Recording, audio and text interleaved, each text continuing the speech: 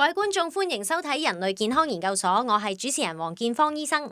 近日咧又有報道啦，有人士咧進行咗呢一個針灸治療之後咧，就受到食肉菌嘅感染，需要截肢嘅。咁事件咧令到一般嘅市民咧都有一啲擔心啦，就擔心呢一個針灸嘅安全性啦，亦都咧係唔想咧自己係感染到咧呢啲咁危險嘅感染嘅。咁到底針灸同感染又有啲咩關係呢？如果我哋作為一般市民嘅話，又有啲咩地方需要注意，減低咧出現呢啲有機會致命嘅感染呢？今日咧我就趁呢個機會咧，同大家睇下針灸同埋感染嘅關係啦。咁其實針灸引致感染咧，並唔係今日咧我哋先至知道嘅一個情況嘅。我就記得咧，當我初咧加入呢一個臨床微生物及感染科嗰度工作嘅時候咧，就見到咧係有一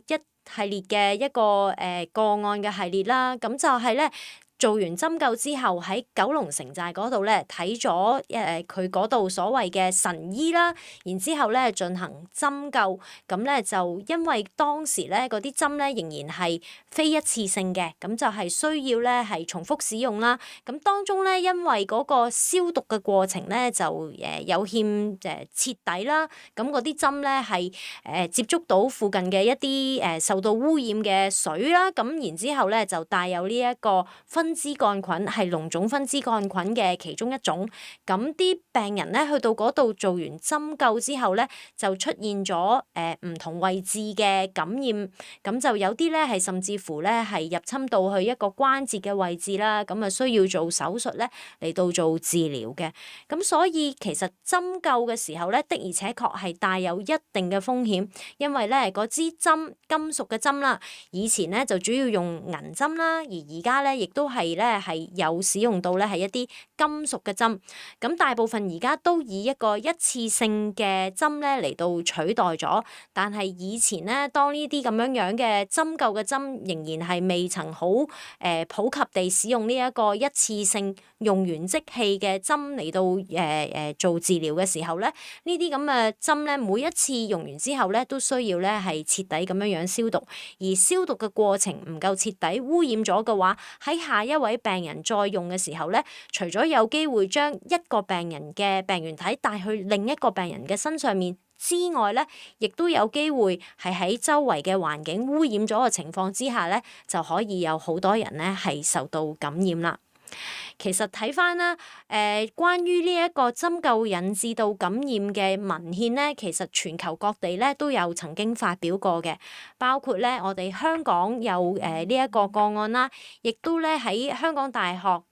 我以前嘅同事啦，咁就胡超日教授咧，佢亦都係寫過咧一篇嘅回顧嘅文章咧，係講關於呢一個針灸同埋感染嘅情況嘅。除此之外咧，喺韓國啦，喺嗰度咧，亦都係有針灸咧，亦都係一個好流行嘅醫療嘅程序啦。咁亦都係有試過咧，係有爆發嘅情況出現。而另外咧，大家可能唔講都唔知，喺加拿大可能係我哋華人嘅社區比較大啦，比較多人咧都會接觸中醫。咁亦都係咧有試過咧係有呢一個針灸引致嘅感染爆發嘅情況嘅。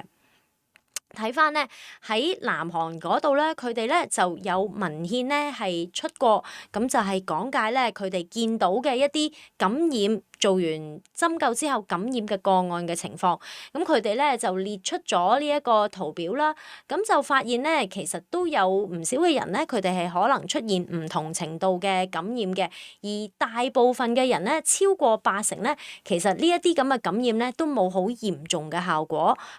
佢哋咧都係可能有啲針嘅位置出現紅腫痛啊、局部嘅感染啊，當俾咗適當嘅治療之後咧都可以痊癒嘅。咁但係喺佢哋呢一個研究嘅系列入邊咧，就有19%有3位嘅病人咧就出現一啲比較嚴重嘅情況，咁分別咧係有一個敗血症嘅情況出現啦，需要咧係去到呢一個深切治療部嗰度咧進行進一步嘅治療啦，而亦都當中咧有一個病人咧係出現咗一個有後遺症嘅情況出現，咁所以咧針灸咧當然係我哋希望增進自己嘅健康啦。但係如果係處理得唔好嘅話咧，係有機會咧對健康受損，亦都可能咧係會有生命危險嘅。睇翻我哋想了解進一步針灸完之後，其實會引致啲乜嘢感染啦？好多人都會諗到啦，因為嗰支針咧係經由皮膚咧係拮入去我哋更深入嘅一啲組織嗰度啦，咁當中就會穿過我哋皮下嘅一啲脂肪組織啦，會去到呢一個肌肉層啦，甚至乎咧有機會落到去關節啦，甚至乎係骨嘅。咁喺呢一個穿刺嘅過程當中咧，佢去到嘅每一層嘅組織咧，都有機會咧係被細菌感染。而喺人體咧，因為我哋正常皮膚上面咧都係寄居咗咧好多嘅細菌喺嗰度啦，咁所以呢啲咁樣嘅細菌冇嘢嘅話咧，佢就只係寄居喺度嘅啫。但係有缺口，譬如當支針穿透嘅時候咧，佢就有機會沿住支針咧就滲入去更加深層嘅位置啦。咁所以如果嗰個病人本身係有免疫力嘅問題嘅話咧，其實做針灸嘅話咧係會帶有或者會增加咗呢一個針灸引致感染嘅危險性嘅。咁而喺皮膚上面嘅細菌，當然咧就係有機會，亦都係最大機會咧係引致到感染。不過我哋睇翻啦，呢一個咧就係我哋香港胡教授佢出嘅嗰個文獻咧，佢就係睇翻全球佢哋當年咧見到話係曾經發表過文章文獻係講針灸引致嘅感染咧，原來咧除咗係一啲我哋所講常見嘅一啲會含膿性嘅細菌，即係好似皮膚上面嘅金黃葡萄球菌啦、甲型鏈球菌都係皮膚上面常寄居嘅一啲細菌啦，有陣時候亦都可能係一啲叫做大腸桿菌嘅一啲細菌咧，都係我哋所謂常見一啲含膿性嘅細菌嘅。咁嗰個咧就係藍色嘅嗰條柱啦，見到咧好多文獻咧都係記載咗做完呢一個針灸之後咧，有機會咧係俾呢啲咁樣嘅細菌感染嘅。但係除此之外咧，我哋見到仲有紅色嘅嗰一條柱咧，其實就係講緊頭先提到嘅分支桿菌類嘅細菌咧，係一啲生得比較慢，又或者咧係同周圍環境個關係比較大，而唔係常寄居於我哋人體身上面嘅呢一啲細菌咧，亦都係有機會咧係引致到呢一個感染。而呢啲咁樣嘅狀況咧，其實過往咧就較常見於咧仲未使用呢一個一次性嘅針啦，而係一啲重複需要消毒再使用嘅針灸用嘅針咧，而受到污染所引致嘅。咁所以兩方面咧，其實我哋都要注意。咁但係除咗有呢一啲咁樣嘅細菌感染之外咧，其實過往咧都曾經有一啲文獻記載係可以有一個過濾性病毒嘅感染啦。而過濾性病毒感染咧，當中就會包括有我哋喺血液可以傳播到嘅一啲過濾性病毒，例如係乙型肝炎啦、丙型肝炎啦，同埋愛滋病病毒咧，其實都係有機會咧經由呢一個針刺咧係去傳播嘅。咁所以採取咧用呢一個一次性嘅針灸嘅針咧，其實就可以減低到咧呢一啲咁樣嘅過濾性病毒，因為基本上咧都係針刺咗一個帶菌者，如果冇消毒好，而再去施針去另一個帶菌者身上面嘅話，另一個人士嘅話咧，咁就有機會將呢一個病毒由帶菌者身上面就去感染咗另外一個人啦。頭先講啦，就係話大部分嘅人啦，可能佢哋有機會出現感染嘅情況咧，都唔會太嚴重嘅，因為可能係針刺嘅部分啦，可能有局部性嘅一啲紅腫痛，咁隨住一個治療啦，或者係身體抵抗力有反應嘅話咧，都可以咧係控制得到。咁但係針刺嘅位置，如果係經過個皮下嘅脂肪層而引致到個細菌喺嗰一個層面嗰度散播嘅話咧，咁就有機會咧引致到呢一個皮下脂肪組織嘅發炎，咁咧就係我哋所講嘅蜂窩組織發炎啦。咁個病人咧就唔單止淨係針刺嗰個位置咧會出現咗一個即係唔舒服嘅位置啦，可能係針刺附近範圍咧都會有一個比較大範圍嘅紅啦、腫啦、痛啦，同埋咧摸落去咧係會有發興嘅感覺嘅。而除此之外啦，如果係去到再皮下一啲肌肉嘅位置咧，再嚴重嘅話咧，可以出現一個含膿啦。而含膿嘅話咧，可以係喺皮下嘅蜂窩組織層，亦都可以咧見過有一啲病人咧係喺肌肉層，喺啲肌肉當中咧係含膿嘅。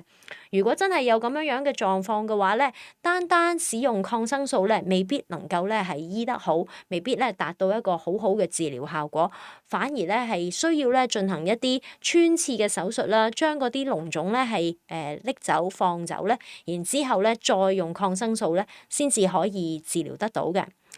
如果係再深入嘅位置啦，如果嗰個針咧係用喺關節嘅位置咧，因為好多時候可能個病人咧係有關節疼痛，需要進行呢一個針灸嘅治療嘅話咧，如果個針刺咗入去喺關節嘅位置，當然咧亦都係有機會咧引致到咧呢一個關節受感染，出現一個含膿性嘅關節炎啦。如果係咁樣嘅話咧，嗰個受影響嘅關節又係會出現紅腫痛嘅情況啦，入邊咧仲可能咧會有積水啦。咁如果係咁樣嘅話咧，亦都係需要咧尋求外科嘅方法，可能咧需要做一個內視鏡去清除咗呢一啲膿腫嘅地方啦。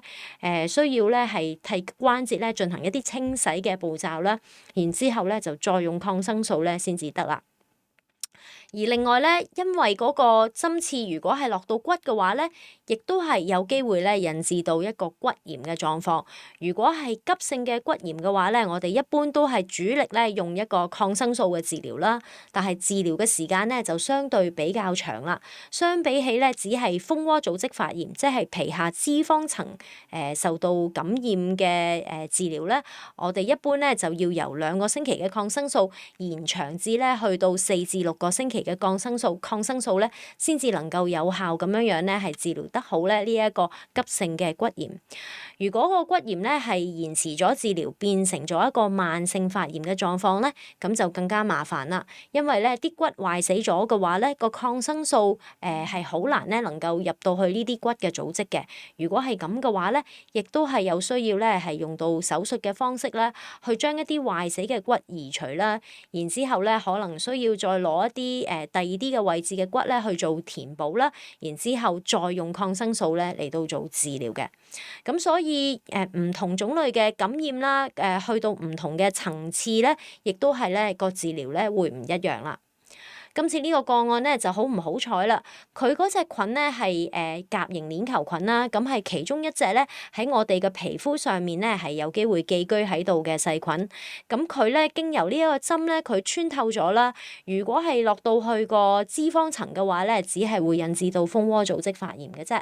咁但係喺個脂肪層同埋個肌肉當中咧，就有一層嘅薄膜，咁咧就係呢一層嘅筋膜啦。而如果啲細菌去到個筋膜嘅話咧，由於喺嗰度嘅位置咧，我哋嘅血管嘅組織咧並唔豐富啦。我哋嘅免疫系統當中嘅白血球咧，要去到嗰度咧，係及時咁樣控制住嗰啲細菌，等佢唔好擴散嘅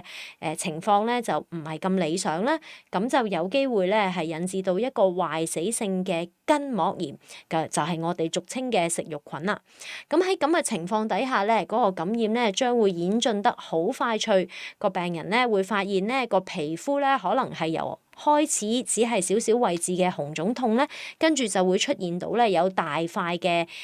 紅啦，然之後咧個痛感咧非常之咁劇烈，兼且咧個皮膚可能會出現壞死、轉紫同埋轉黑。同一時間咧，病人咧會有發燒啦，出現咧呢個血壓唔穩定啦，兼且咧係可能會出現休克嘅狀況嘅。咁就需要咧係急切咁樣咧進行手術嘅治療啦，盡快咧清除咗喺呢一個筋膜上面嘅一啲壞死嘅組織啦，同埋咧係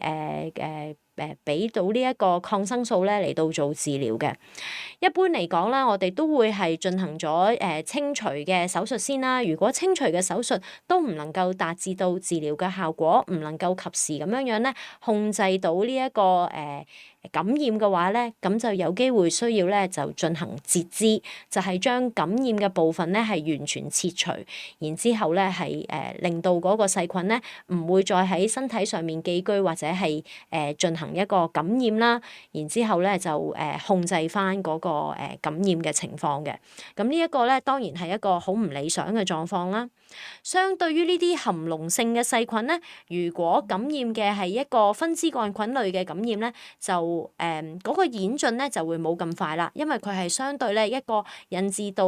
比較慢性嘅感染。不過個處理嘅手段同埋方法咧，亦都殊不簡單嘅，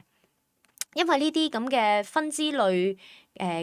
桿菌類嘅感染咧，第一咧就係佢嗰個感染嘅時間比較長啦，咁好多時候咧嗰個受感染嘅位置咧，可能都已經受到一定程度嘅破壞，又或者咧係佢用藥嗰個滲透力咧，亦都未必係好強嘅，需要用到咧超過一種或者以上嘅抗生素咧嚟到作治療啦，同埋咧好多時候咧可能都需要做到手術咧嚟到移除嗰個感染嘅位置嘅一啲腫脹啦，可能一啲結節啦，又或者咧，如果係去到個關節嘅話咧，除咗話做手術嚟到清除之外咧，可能術後咧都係會有一啲結痂嘅情況啦，可能結構上面咧都會受到一個影響啦，因為係一個比較慢性嘅感染咧，喺嗰個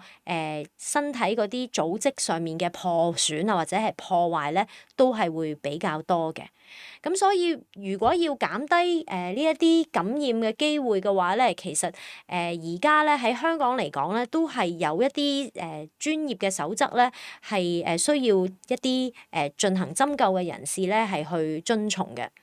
有趣嘅地方咧，係大家成日都以為咧針灸咧主要係中醫嚟到做啦，但係喺香港咧，其實除咗中醫之外咧，物理治療師亦都係咧有機會咧係用到針灸咧嚟到係治療一啲痛症啦。除此之外咧，其實西醫咧亦都係可以咧係進行針灸嘅。咁所以如果大家係想做針灸嘅話咧，第一件事其實係要揾一啲適當受過一啲訓練啦，係要有一個專業嘅知識咧去進行針灸嘅人士咧先至得嘅。咁就千祈唔好咧話有個朋友學咗幾堂嘅針灸，咁就想試下咁樣樣，因為咧呢啲可能咧都係不正當嘅操作咧，都係會咧係增加咗咧呢一個感染嘅機會嘅。另外啦，除此之外啦，頭先都提過好多次啦，使用一個適當嘅針具咧，亦都係好重要嘅。咁其實睇返衛生署嘅網頁咧，佢哋都已經咧係有提倡到咧係用呢一個一次性嘅針具啦。如果咧進行呢一個針灸嘅人士，佢哋需要咧係用循環再用嘅針具嘅話咧，都必須要咧係確保咧佢哋所使用嘅針具咧係經嚴格嘅消毒嘅，而不能夠咧係就咁樣可能浸下一啲所謂嘅酒精啊，又或者消毒藥水啊，然之後咧就攞出嚟再重複再用啦，都係要咧有一啲嚴格嘅要求咧，係去進行消毒嘅。而喺呢一個針灸嘅過程入邊咧，呢一個進行針灸嘅人士咧，都需要遵從咧適當嘅消毒程序咧，去進行消毒嘅。咁咧喺呢個針逗留完畢之後咧，呢一個進行針灸嘅人士咧，亦都應該係要結合呢個病情啦，同埋呢個補瀉嘅方法咧，決定呢個出針嘅速度啦。而出針之後咧，亦都係要數清楚咧呢一個針數咧，係防止有任何嘅遺漏。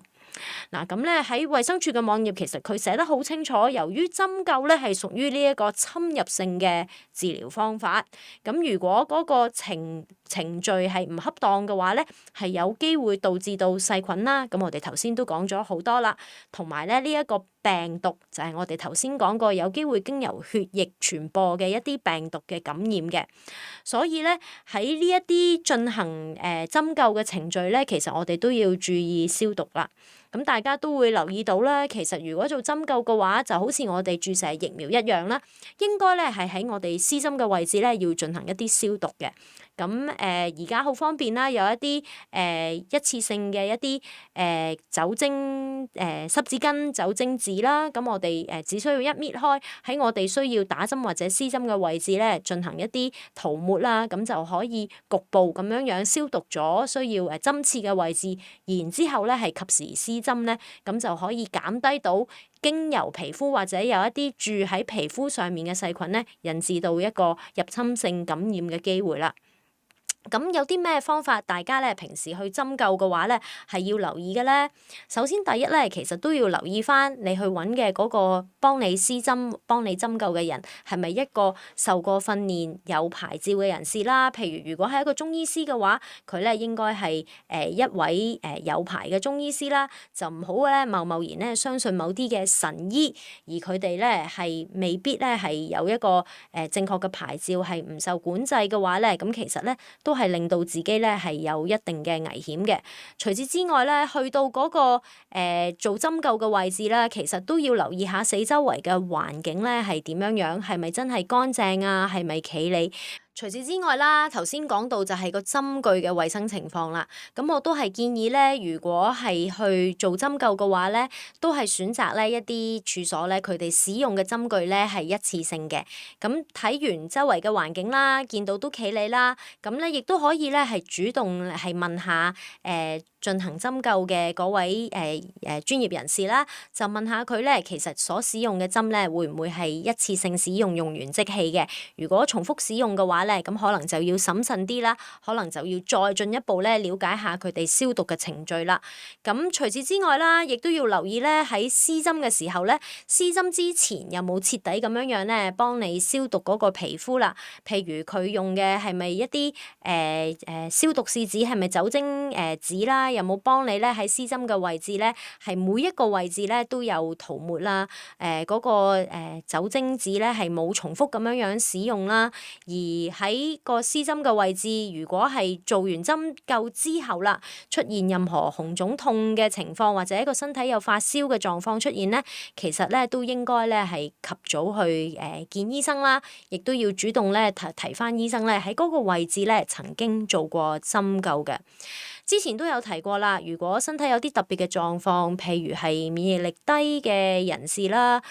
又或者係用緊一啲高劑量類固醇啊、抗排斥藥嘅人士咧，其實做針灸嘅時候咧都要額外小心嘅，因為咧個抵抗力削弱咗啦，而一啲可能係比較威脅性低嘅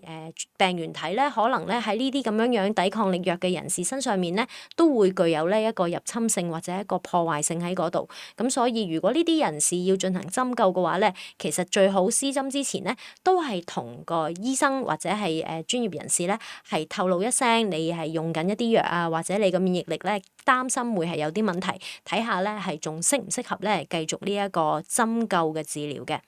其實咧針灸嘅過程啦，有大部分嘅病人咧都係安全啦，亦都係得到咧一個治療嘅效果，咁就唔需要咧因為今次一啲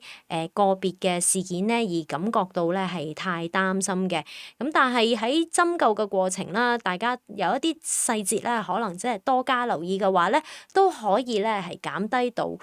自己咧不幸咧受到一啲嚴重感染嘅機會啦。如果咧係有任何嘅病史，如果你係覺得有擔心嘅話咧，其實都應該直接咧提出同施針者咧係討論，睇下咧到底咧仲適唔適合咧係做針灸嘅。而做完針灸之後咧，如果身體喺任何位置有唔舒服嘅話咧，其實都應該及早咧去睇醫生。咁相信咧今次針灸引致到食肉菌感染需要截肢嘅個案咧，只係偶然發生嘅單一事件嚟嘅啫。大部分針灸嘅病人咧，其實都唔會有呢啲咁嚴重嘅感染啦。咁大家咧都唔需要咧係過分擔心嘅。希望今集嘅內容咧俾到一啲資訊，大家下一次去針灸嘅時候咧可以做到一啲